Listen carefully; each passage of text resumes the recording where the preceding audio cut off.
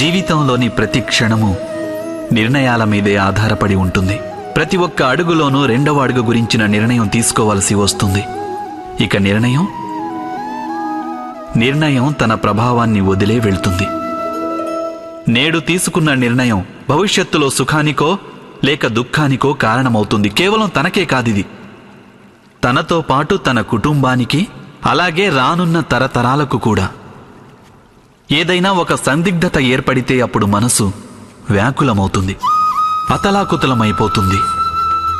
నిర్ణయించుకున్న ఆ క్షణం యుద్ధమే అవుతుంది. ఇంకా మనసు రణభూమిగా మారిపోతుంది. సాధారణంగా నిర్ణయాలు మనం సందిగ్ధతను నశింపజేయడానికి కాక కేవలం మనసును శాంతింపజేయడానికే తీసుకుంటాం.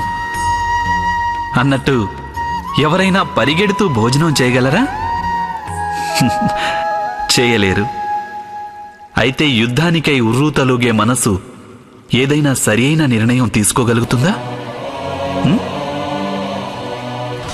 వాస్తవానికి శాంత మనస్థితిలో ఏదైనా నిర్ణయం తీసుకున్నప్పుడు అది తమ కోసం సుఖమయ భవిష్యత్తును నిర్మిస్తుంది. కానీ తమ మనసును శాంతింపజేసుకోవడానికి ఏదో నిర్ణయం తీసుకున్నప్పుడు ఆ వ్యక్తి భవిష్యత్తులో తన కోసం కంటకభరితమైన వృక్షాన్ని నాటినట్లే. మీరే ఆలోచించండి.